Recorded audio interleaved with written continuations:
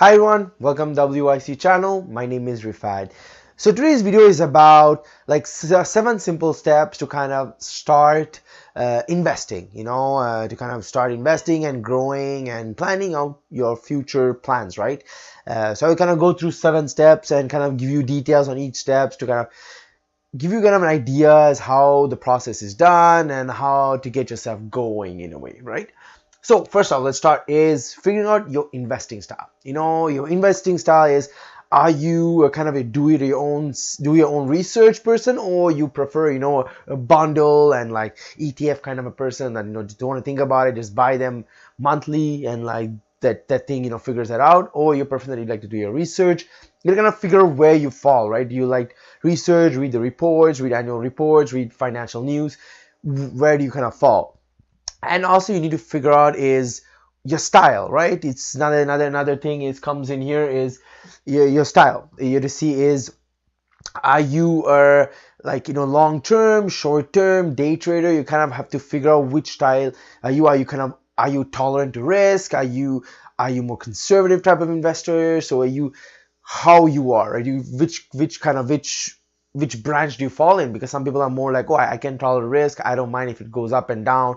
I am okay. Or somebody's no, I don't tolerate that much. I don't like seeing a 15% drop or a 50% drop. I don't like that. It gets me really nerve-wracking. So I prefer being safe. So you kind of have to find out where you are, which style you are, and this kind of stuff. You kind of figure out your strategy and try to understand those questions you must ask yourself. I would start as. Next is learn. The learn difference between what's the difference between a stock, ETF, and mutual fund. You're gonna have to figure out the difference, like what is a stock, what is a mutual fund, and what's an ETF. Kind of have to figure out what are those. I can drop some links down below as per, because I did some previous video as per what are those, so it kind of help you guys. But also, go read about what are those and get more knowledgeable on that, right? And next is, once you kind of figure out which you are, do some research. Because if, example, you decide, okay, I want to invest in a stock, right? Do some research, learn how to read balance sheet, how to invest, learn how does evaluation work, how do you evaluate a company, if it's undervalued or valued, how does that work? And same thing also applies to ETFs, right? You can do those kind of research still. So if it's ETF, you can see is, or mutual fund, same thing, you can see is where they're investing, which stocks do they have in the portfolio, which is the highest stocks in that portfolio. So kind of get you an idea is how ETF. Also ETF, you can see if it's undervalued, overvalued, oversold. Kind of help you guys. And this is kind of a thing, you do your research, and you must kind of become not an expert, I would say, but you should be knowledgeable. If someone asks you, okay, if I choose the company XYZ, why you chose them, how is the financial doing, what is their growth areas, how are they doing in the future, what are their plans, you should know. ETF, same thing. If you invest in ETF, someone asks, oh, why you bought this ETF XYZ? You should have, because it's investing in this. I feel it's kind of bullish. I feel it can be growing in the future. And, I'm investing in them, and like they're undervalued, and the companies that they own are undervalued, and they're growing tremendously well. So you kind of have to know and be able to answer those questions if someone asks you also. So, kind of put yourself in a scenario as you're kind of selling it to yourself in a way, right? Next. Plan and strategy. It's something I would also heavily push people to know is have a plan, have a strategy. Because when you have those in place, wherever the stock kind of falls or drops or whatever, you have a plan.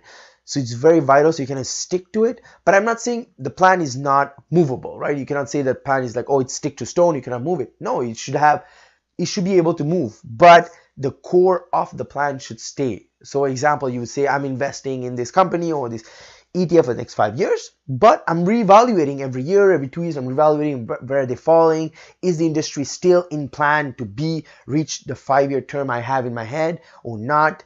Then you can readjust, right? Maybe invest less, maybe pull out profits if you have or not. So kind of give you a chance to kind of reevaluate yearly or maybe 3 years. You can just reevaluate, right? To see where are they. So it's important to have a plan and a strategy in place depending on your investing style, right? Next is opening an account. Opening an account it's pretty simple. If you're trading stocks, make sure you find the cheapest commission you pay per trade. Like example, like Quest Trade, you pay like almost $5 per trade.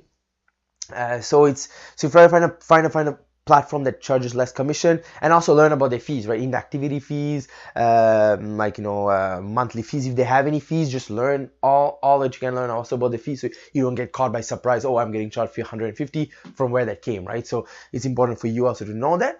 And also some if you example invest some ETFs or some, I don't know, some example mutual funds, you might need to open an account separately. Depending example, if you want to be automated them to buy the ETFs, like Wealthsimple is a robo advisor that kind of buys ETFs for you, then you need to open on Wealthsimple. So it depends which platform, right? Just make sure you get a good low fees. That's the most thing, and understand the fee structure, the most vital, so you don't get caught by surprise. And set a budget, set a monthly budget. That's another thing I would say. Have how much I want to put into my savings per month, kind of set yourself that budget. Make sure that you put that money aside. It kind of helps you stay to your goal, your long-term vision, right? So it's kind of important that you have that in place. And finally is start investing. If you you want to put aside $100 a month, start putting that $100 a month and start investing and having a long-term vision, achieve your future goal. It could be the retirement, could be buying something, a home, whatever it could be, to achieve and start investing to your goal, right? So yeah, this is pretty much the 7th step, I would say, to kind of start investing. It's pretty simple, straightforward. Yes, there's kind of a way, if you're kind of jumping into it, it's still, and you're trying to first time around what's the ETF, what's a stock, to kind of go into it, it's kind of, for sure, it could be scary and nerve-wracking.